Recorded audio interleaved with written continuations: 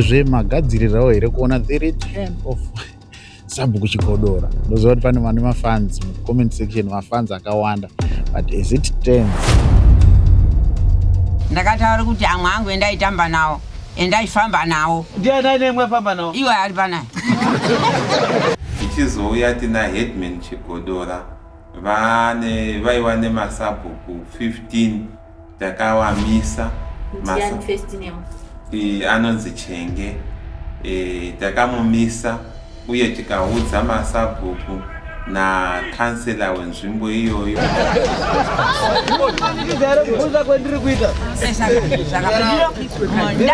ndakaita dzungu pa saka muchidimbu mbuya muri kuedza kutaurira dare rinei kuti aya ndiwe mairoya nawo ndiwo iwo zvainyanya kuitika kuna Headman Chigodora, ndiwo aiva nen'anga dzaibva kumarondera nedzimwe nyaya dzakadaro, saka ndiwo wainyanya kuzoita macomplaints ekuzwi tiri kumanikidzwa naHeadman kuenda kun'anga. ndiwo kwandakaenda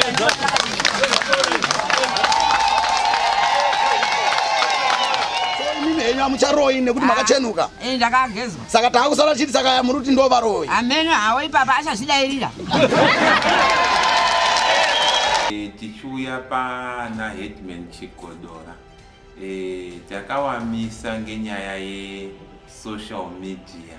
Kwaiuya zvichemo zvakawanda zvaibva kune vanhu vechikomplaina kuti vakanga vakutonga vechida kunyanya kuwanza zvinhu zvinonakidza maviewers, saka pakazoitika inonzi conflict of interest yekuti ivo samambo vakanga vesingachatongi nyaya zvakanaka ngepamusana pekuda kuzofadza vanhu vaizonga vechivateerera pasocial media. kusangana kwatiri kuita zuva ranhasi panopa pakunashe TV yenyu yamunotsigira zuva nezuva. Nhasi ndiriko kuChimanimani kudare raChief Saurombe kuChimanimani district, about 100 kilometers from Mutare, zvichidependa kuti wabvira kuMamutare. But zuva ranhasi ndine nyaya yakaitika nezuro yanangoti ndingosheya ndichinzwawo pfungwa dzenyu nekuti inokwanisa kukuafectaiwo imimi vanhu vanotsigira kunashe TV. Kune vanoziva kwaMutare kana kuti kumavirira kweMamutare kune imwe chieftainship kunonzi kwaChief Zimunya. Chief Zimunya ndo vanga vari chief kuye kwaizotongwa naSabhuku Chigodora. Zvakazoita kuti Sabhuku Chigodora vazobviswa naChief Zimunya mushure mekunge 2 years dzavo dzekutonga dzakwana. But one zuro muno Mamutare kuHigh Court yeMamutare Chief Zimunya vakabva vazobviswa pachigaro. Chief Zimunya vakabva vabviswa pachigaro nedare reHigh Court. Nyaya yavo yanga iri muHigh Court pane anga akaisa yatingati challenge kubva kune kugadzwa kwavo vachisvitswa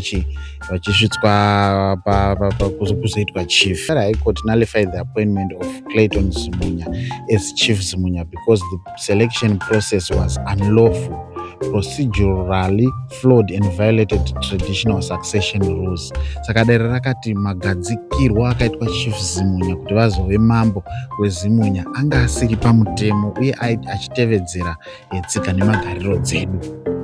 Hameno kuti munozviona sei?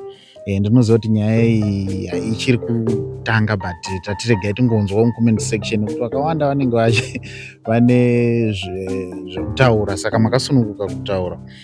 Court findings and legal issues. Unlawful appointment process. Justice Isaiah Mzenda ruled that Minister of Local Government and Public Works, Daniel Garwe, failed to follow proper legal procedures. Instead of letting the selection be driven by family customs and traditional principles, Minister of Local Government vakanzi vaifanira kuteedzera tsika nemagariro dzinoitwa kugadzwa kwamambo. The installation was found to be inconsistent with both national constitution and traditional leaders act. Saka ndo pakasvika nyaya. Next steps in the chieftainship hatisati takuziva kuti chafamba sei, but a clan member Kufandadza Dzobo brought the challenge. Saka Mr. Kufandadza Dzobo ndo vakaisa challenge vakati aiwa magadzikiro amakaita Chief Zimunya hazviiti ngavabve, dare bva rabvumirana navo. Saka izvonizvi pana vatinoti Mr. Dennis Munyarari was ordered to serve as acting Chief Zimunya until proper lawful selection process takes place. Ndo pakasvika nyaya.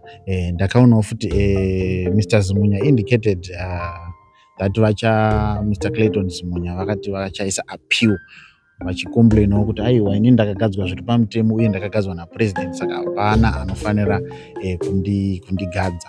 Tikatarisa makore apera ndo mambo zvave vakabvisa vatinoti vainzi Headman Chigodora pachigaro. Nyaya yakatsvitsviridzwa kumatare edzimhosva kusvikira vazobva.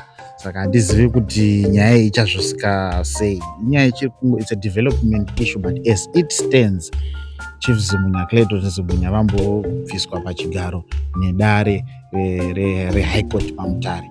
Saka hatisi kuzivawo kuti Chief kuti Sabhuku Chigodoro vachadzokawo here kana kuti zvavharana. But developing story yaticharamba tichitevedza, yaticharamba tichiona, nekuti tine shungu dzekuti titozombosvika patichataura nevaridzi vedare tichinzwa kuti nyaya dziri kufamba sei.